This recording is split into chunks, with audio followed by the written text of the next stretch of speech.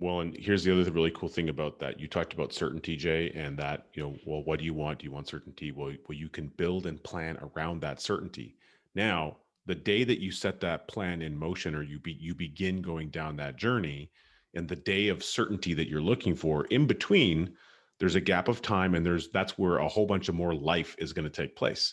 Yeah. Well, along that road of life, what'll also take place, it must, because it happens for everyone. We just often can't see it. Opportunities are going to come knocking at your door.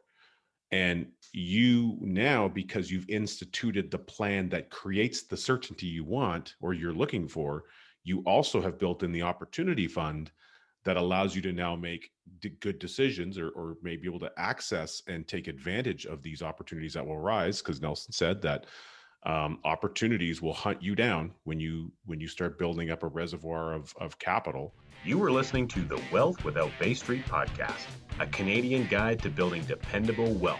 Join your hosts, Richard Canfield and Jayson Lowe, as they unlock the secrets to creating financial peace of mind in an uncertain world. Discover the strategies and mindsets to a financial future that you can bank on. Being able to grow guaranteed retirement income. Richard, sounds good. Welcome to the show. It must be too good to be true, Jayson. Well, there's no way that could happen, right? Let's have a conversation about it, and let's see what conclusions our listeners draw. Ooh, excellent. So, seriously, if you can actually draw and you're listening in, and you can draw out in your own, like a doodle of some kind you want to send us, that would be cool. We need like a submit your Wealth Without Bay Street doodles here email address. And being that today is January the 8th, 2021, this, early in the new year, we start to see a lot of messaging in the marketplace, messaging around and articles and things on Google and, talking about, and now Facebook, talking about retirement. And the most common, I guess, method that people go about saving for retirement is they maximize registered retirement savings plans. I think that would be something that would be most common. Would you agree? Well, I would agree, but I would quantify that. I'd add an extra, or in brackets statement there, that the way that you said, the way that most people or most Canadian families go about doing that is through their savings, is through registered retirement savings. But you and I both know, and most of our clients know, that that is not actually savings. That is an account that has been misclassified and mislabeled, that simply tracks how the government will tax you on that money at some future point in time. It's generally invested in something, typically with your local bank or your primary banker or your group company plan, in some form of investment vehicle, generally wide paintbrush in mutual funds, which seems to be the common theme. And so it's actually an investment plan, not a savings plan. Very good clarification there. And we would ask those listening to this episode, if you had the option to create a guaranteed retirement income versus non-guaranteed, which option would you choose? Now, logic would dictate that you choose the guaranteed option if you're motivated to have a guaranteed retirement income. And the more often that we talk about becoming your own banker, the infinite banking concept, Nelson stated very clearly, our Nelson Nash, the developer, the pioneer of the process, he said, this process is not about addressing the yield of an investment. It's all about how you go about financing the things in your life, which can certainly include investment. It's all about taking control of a function. But we also get the question, it's coming up often, where people say, okay, well, what happens when I'm in retirement? So if you understand the truth that your money must reside somewhere, and you're exposing money to the risk of loss, which is the inherent definition of risk, that's a person's privilege. They could choose to do that. Whereas If you're putting money inside of a policy or a system of policies, the insurance companies have aptly named that phase of a person's utilization of the policy as a preferred retirement solution. Now, we're going to take that a little bit further and clarify that, again, the policy itself or the system of policies, they're unilateral contracts. They're not an investment. And we know that the accumulation of cash value inside of those contracts is contractually guaranteed. Say that again, contractually guaranteed to rise to match the total death benefit by age 100.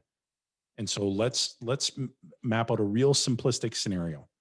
And We have I want to quantify something on there real quick, Jayson. So to match the total participating whole life insurance death benefit at age 100. Yeah. Not any other types of death benefit they may be added into that, such as a term rider, etc., which might have a variety of rationale or reasons for existing, but the cash is going to grow to equal the participating dividend paying whole life death benefit at age 100, whatever that value becomes as Agreed. It progresses forward. And so, you've got in this scenario, so you've got a fellow who's 45 years old, and he runs basically a dental practice. So to put that together, the gentleman had to build basically his operatories, hire staff, put equipment in place, and to run the practice. Take about 15 years worth of school, mess around in people's mouths to figure it all out. Yeah, and thinking, okay, I'm running my business, and I know that someday I'm going to exit this business. I'm either going to retire, I'm going to get sick, I'm going to die, or I'm going to sell my business. And the question is whether you're a business owner or a T4 income earner, asking yourself the question, are you prepared? And what does prepared really mean? It's having a crystal clear understanding of what you believe you're going to need, how long you believe you're going to need it for. People are living longer than ever. The fastest growing segment of our aging population are centurions. And so the question I would ask is, what if you live to age 100? Because when we talk to people, for whatever reason, people have it cemented in their minds, right? Because they say, well, God, I'm not going to live to age 100. You're probably right then. Right? You become what you think about all day long. All day long. And so it's, again, going back to this dentist, starts putting money into a policy and is using that policy or system of policies to finance things that they would have gone to an outside lender for. X-ray machines, operatories, inventory, just things that they need to run their practice. Well, think about the person who's out there working and earning a T4 income. If they have discretionary money, they have to store it somewhere.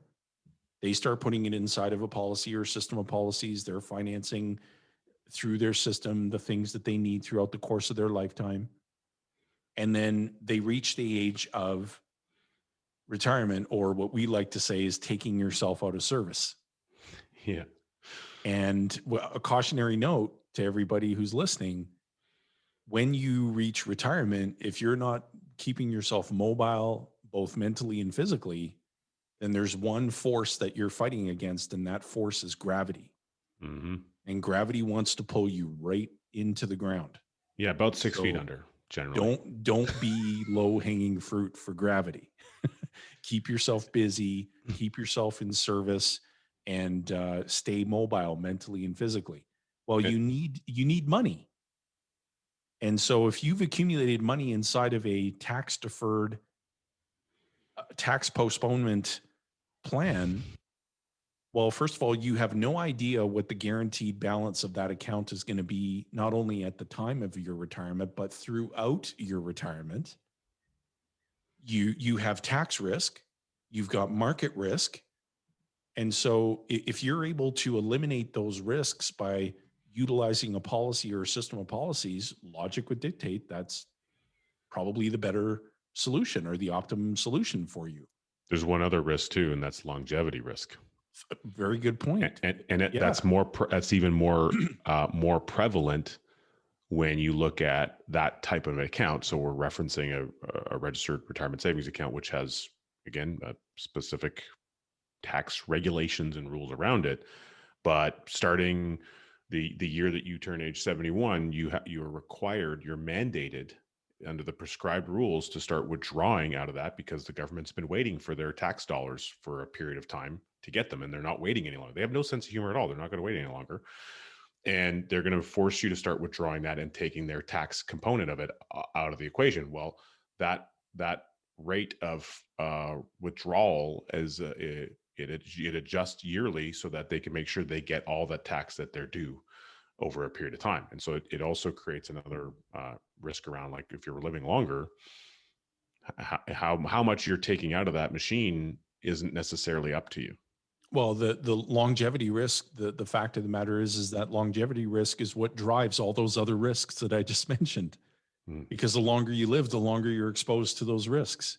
And so if your objective is to ensure that you have enough money available to you throughout your retirement years, then what better place to have it reside and available to you than your policy or your system of policies? Because when you're accessing money, you're not withdrawing from your policy or your system of policies. You're borrowing against it. And you have a death benefit that will extinguish your loan balance when you die. And that day will come. Anyone who's listening, you have a best before date. Whereas if your money is exposed to tax risk and market risk and longevity risk, et cetera, then you will experience volatility throughout retirement. And what would a person rather have? Well, the dentist says, listen, when I'm ready to exit my practice, I want to make sure that I have guaranteed retirement income. Okay, that can be put into place for you. The T4 income earner, hardworking Canadian family who says, look, when we reach the age of retirement, we want to make sure that we have a guaranteed stream of income available to see us through the rest of our lives. That can be engineered as an outcome for you without hoping and praying, without ever losing control of your money, without taking on unnecessary risk. That is possible. So not only did you realize the advantages of becoming your own banker, the infinite banking concept throughout all your working years, and you've been able to change the flow of the money and have it coming back to your family, and then have a guaranteed stream of income throughout retirement. Well, when you die, you have a death benefit that extinguishes any indebtedness that you have, and then it replenishes the asset back to the family. And that can be engineered to be all the premium that you've ever put into the policy or the system of policies, or all the premium and all the money that you've ever spent. And so that gets people excited about that retirement phase of their life. And what we're trying to do as coaches is be able to share and emphasize that you've got to stay mobile mentally and physically. It's so important. Otherwise you become low-hanging fruit for gravity, which you don't want to do. And I want to speak to that one more time too, Jayson. Yeah. We're using society's word. We're using the word that we've been trained to use, which is this retirement word. Right. And that's because that's what people are accustomed to, is what they're familiar with. But, I'm happy to say on the podcast that I personally think that that's the biggest swear word in the English language. Because I don't, I personally dislike the vocabulary and the word choice. And part of that's because I learned that from Nelson. Nelson didn't believe in the word retirement, and Nelson worked right up until, he was calling people and reaching out to people right up until his very last day. Yeah. That's because he was passionate about what he did. And so he believed in the work and the value of work. And the reality is, because he loved what he did, it may not have felt or seemed like work, even though that's what it was. Right. So when we think about the idea or the concept of what retirement is, it's to stop working or working at the current thing that you're doing. So what I would just encourage people to think on is maybe that's what define what retirement really means for you. But if it's to stop working entirely, then replace some component of that with something that you are passionate about and start working on that. Right. Right. So that, perhaps that what retirement is. And so that's what Nelson said, this idea of people retiring at age 65. Well, that's a concept that came into being when people weren't even living to age 65. That's right. And so people are living way, way longer, but we haven't moved the other date forward in progression with that. So he really suggested that people should at least be focusing on working until they're 70, because really today, like 70 is the new 65. Like we have, with all the health advantages that we have today and in our population base, is all the amazing health technology that's coming out, and so really consider what would that do for you? What could that extra 5 years create in the next 30 years of your life by doing it? And so it's just a way to think it through a little bit differently. And I know you and I both listen to Peter Diamandis, who's got a great podcast with Dan Sullivan called Exponential Wisdom. That's Yep. really helped me reframe my thinking around what longevity looks like. And it's been good context for me to start challenging my own thinking around that environment. So I just wanted to share that with our listeners. Oh, that is so good. And people want certainty. When you have certainty, your stress levels go down. You feel more hopeful. You feel more optimistic. You feel more relaxed. And so being able to structure things in a way that provides you with certainty has ancillary benefits outside of what accumulates inside of the policy and what's available to you and what shows up as a tax-free windfall when you pass away. And you can do this both as a business owner and as a household. Your corporation can be the owner, the premium payer, the basically structuring this so that the corporation is taking care of you in your retirement years, and you're still transferring wealth to the next generation on a tax-free basis, and you're avoiding double dipping from the government in terms of triggering taxable events. You're replenishing the asset back to the family. You're automatically increasing the value of the business.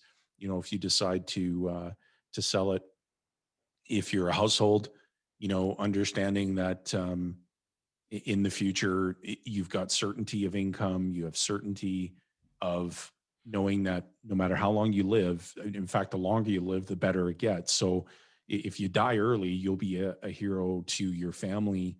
If you live long, you'll also be a hero to your family. And it's That's also what Bob Shields used to say, right? You did okay yeah, if you lived. You did okay if you died. yeah, yeah. Good point. Exactly. And if you think about, again, the fundamental truth, your money must reside somewhere. So what better place to have it reside than inside of an instrument that guarantees the outcome and provides you with certainty, which triggers all of those other ancillary benefits that I've already mentioned? Versus we're talking to people every single day who say, look, the government is spending money at record pace. Someone has to pay the bill. And do you believe, and Richard, I'll ask you this question, do you believe that the government's going to require more or less money in the future? Which one is it? More. And where's that money going to come from? It can only come from one location, and that's taxable accounts. Taxable accounts, yeah. And so whether it's taxable income, taxable retirement savings plans, whomever has the gold makes all the rules. And so do you want to be in possession of the gold and making all the rules? If so, then exploring this process is one thing. But even if you chose not to implement becoming your own banker, the infinite banking concept, understanding that the policy is a tool. Mm-hmm. And as it relates to creating guaranteed retirement income, it's the best tool for the job. Well, and here's the other really cool thing about that. You talked about certainty, Jay, and that, well, what do you want? Do you want certainty? Well, you can build and plan around that certainty. Now, the day that you set that plan in motion, or you begin going down that journey, and the day of certainty that you're looking for, in between, there's a gap of time, and that's where a whole bunch of more life is going to take place. Yeah. Well, along that road of life, what'll also take place, it must, because it happens for everyone. We just often can't see it.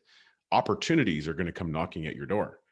And you now, because you've instituted the plan that creates the certainty you want or you're looking for, you also have built in the opportunity fund that allows you to now make good decisions, or may be able to access and take advantage of these opportunities that will arise. Because Nelson said that opportunities will hunt you down when you start building up a reservoir of capital. And our friend Ryan Griggs, he talks a lot about capitalization versus investment, because the two are almost the antithesis of one another, and the advantages that capitalization has. So I just really think it's important for people to understand that you can build a plan around certainty, and then you can augment and increase and enhance that plan by having the plan itself be available to create the things that will enhance it.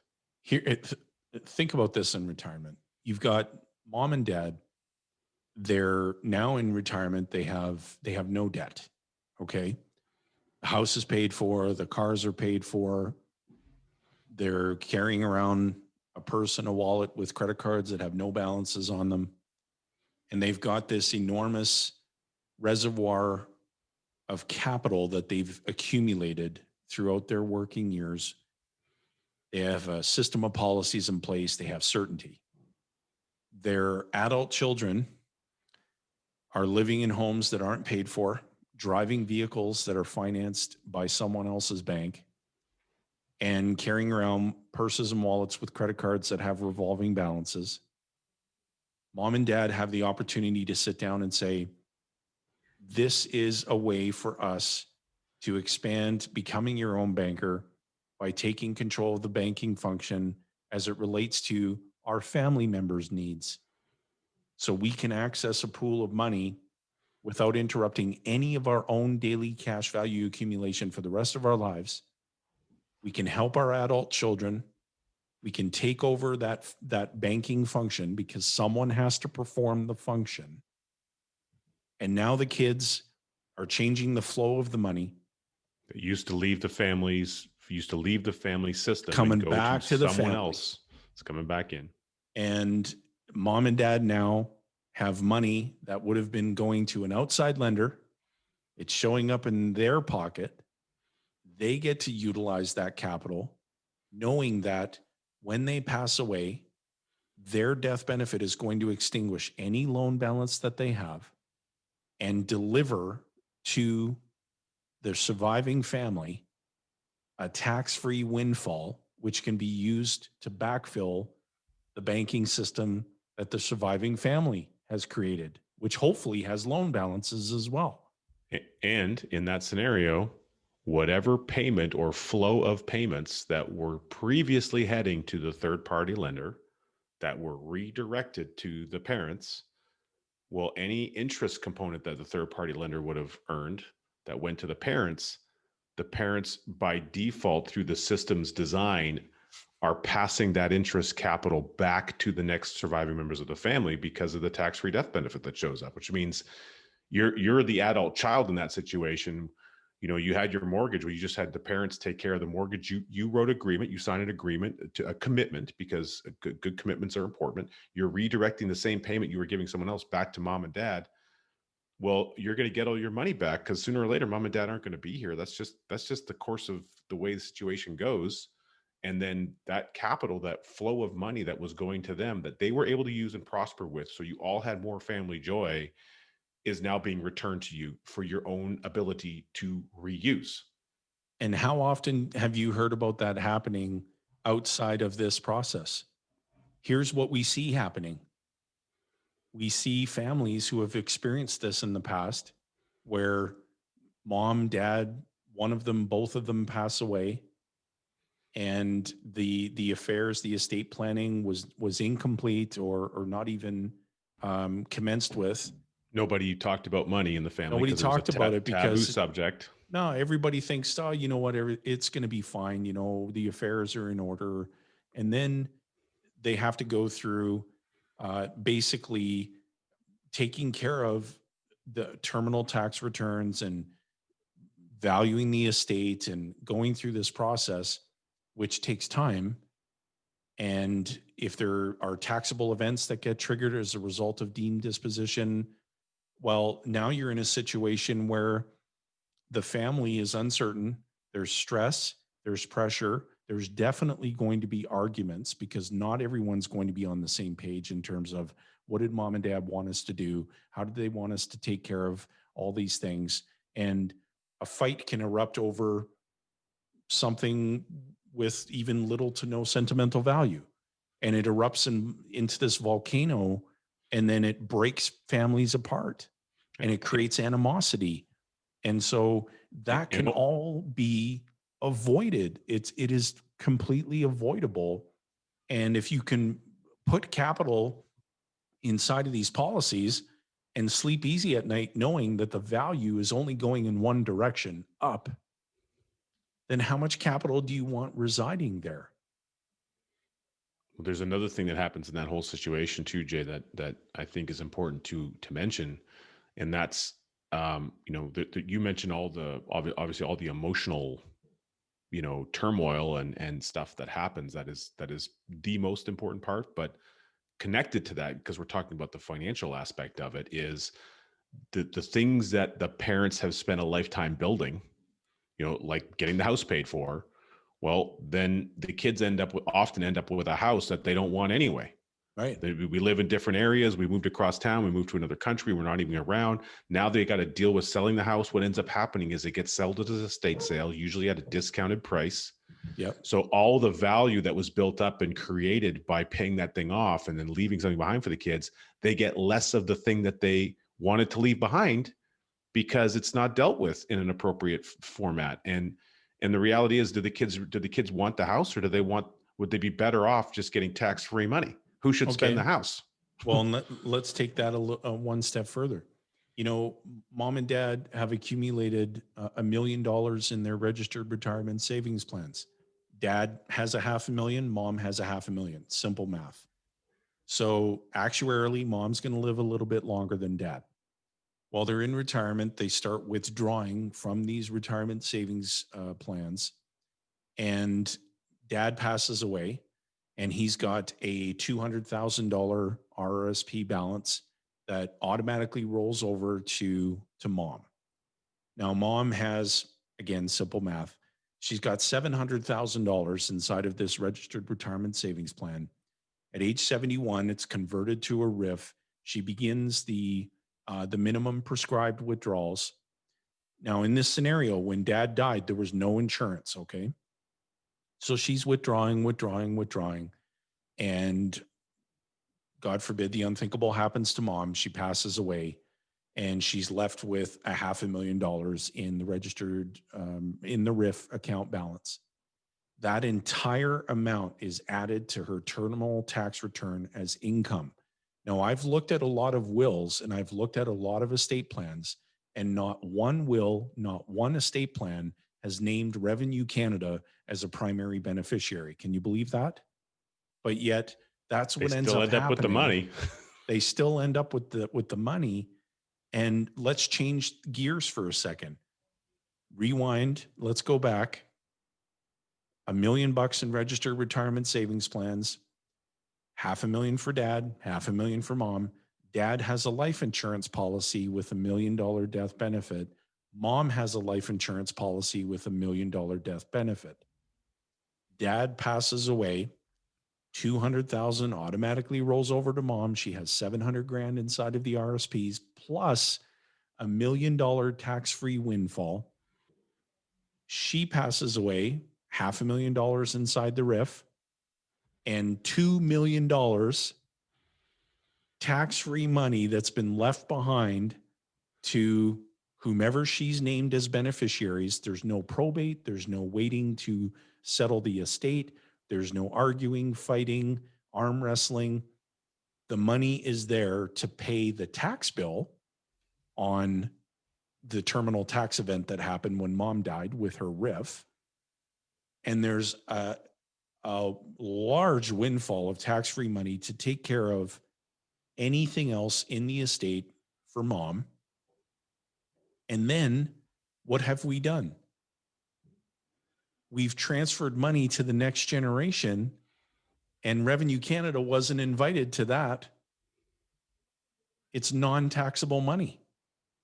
And so if you look at it from that vantage point, in which scenario do you believe there would be the most certainty and the least amount of stress, the most amount of hope? Everyone's relaxed. Well, obviously, it's the scenario where the insurance was involved. And on that note, Jay, the insurance being involved based on the ages that you're talking about with these individuals, well, could they have term insurance to do that?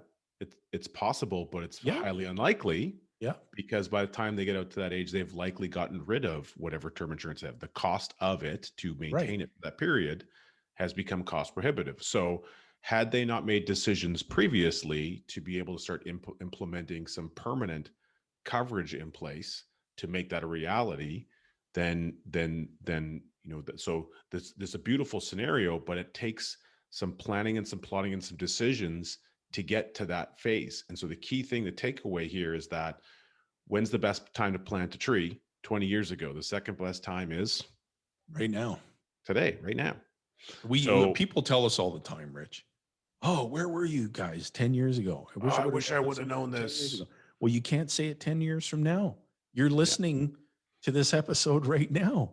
And so if you want to engineer guaranteed retirement income, then you've got to do one of two things. You've got to connect with your coach that you're already working with. Hopefully it's with our organization.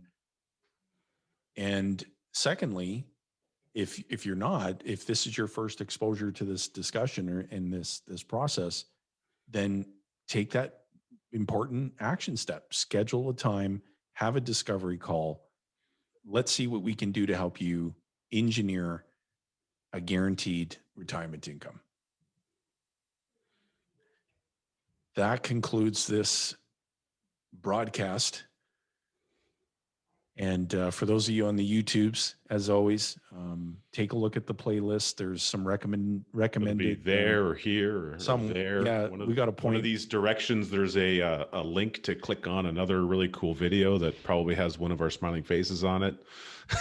If you're new to Wealth Without Bay Street, welcome. Please take in some videos, some more episodes. There's a lot of great content for you. There'll be some information in the show notes if you want to have an expanded conversation on engineering a guaranteed retirement income. There'll be some details in the show notes on how you can schedule a discovery call and start down that path. And really quick, just something that popped in for me, just kind of a little trivia tidbit here. So looks like we have a ton of our listeners who are using Apple Podcasts or iTunes or equivalent. Okay. But we've had a huge rise and increase in people using Spotify as a platform for their podcast listening. Maybe we can get $100 million deal if Joe Rogan. We can get some life insurance. But I just thought it was really interesting. So whatever platform you're listening to us on, whether it's on the YouTube or it's on your preferred podcast player, we appreciate you. Just coming in to get the content and fill your brain, fill your soul with some stuff. And we look forward to you staying tuned for the next episode. Cheers. Thanks for joining us. Thanks for listening to the Wealth Without Bay Street podcast, where your wealth matters. Be sure to check out our social media channels for more great content. Hit subscribe on your favorite podcast player and be sure to rate the show. We definitely appreciate it. And don't forget to share this episode with someone you care about. Join us on the next episode where we continue to uncover the financial tools, strategies, and the mindsets that maximize your wealth.